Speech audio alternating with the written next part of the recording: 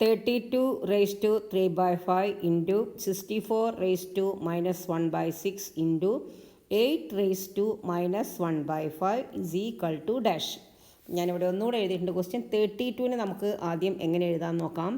32 അതിനെ നമുക്കൊന്ന് ഫാക്ടറൈസ് ചെയ്യാം. 32 2 16 ടൈംസ് 2 8 ടൈംസ് 8ൽ 2 4 ടൈംസ് 4ൽ 2 2 ടൈംസ്. ഓക്കെ, അപ്പോൾ 32 എന്ന് പറഞ്ഞാൽ 2 raised to 5 ആണ്. അപ്പോൾ 2 raised to 5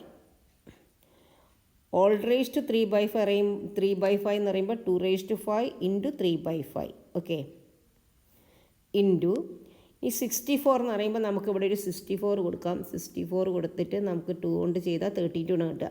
അപ്പോൾ നമുക്ക് ഈസി ആയിട്ട് ഇങ്ങനെ ചെയ്യാൻ പറ്റും കേട്ടോ. അപ്പോൾ 64 എന്ന് പറഞ്ഞാൽ 2 raised to 6 ആണ്.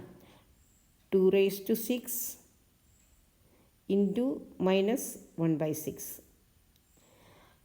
64 raised to minus 1 by 6 എന്ന് പറഞ്ഞാൽ 64 എന്ന് പറഞ്ഞാൽ 2 raised to 6 all raised to minus 1 by 6 എന്ന് പറയുമ്പോൾ into minus 1 by 6.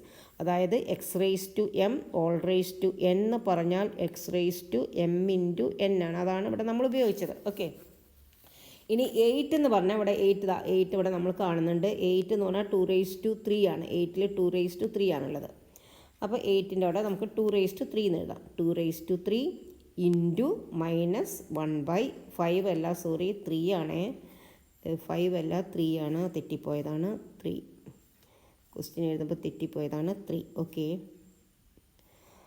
3 minus 1 by 3. ഇനി നമുക്ക് ഈ 5ഉം 5ഉം ക്യാൻസൽ ചെയ്യാം. ഈ 5ഉം 5ഉം ക്യാൻസൽ ചെയ്യാം. ഈ 6ഉം 6ഉം ക്യാൻസൽ ചെയ്യാം. ഈ 3യും 3യും ക്യാൻസൽ ചെയ്യാം.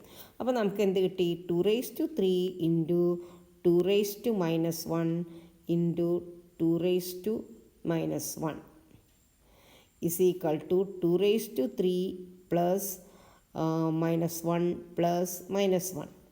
x raised to m into x raised to n is equal to x raised to m plus n. അതാണ് ഇവിടെ ഉപയോഗിച്ചത് കേട്ടോ. അപ്പം minus 1 is equal to minus 2. 2 raised to 3 minus 2 is equal to 2 raised to 1. Answer is equal to 2. 2 raised to 1 പറഞ്ഞാൽ 2 ആണ്. Answer is equal to 2, option D. If you like this video, please like, share and subscribe. Thank you.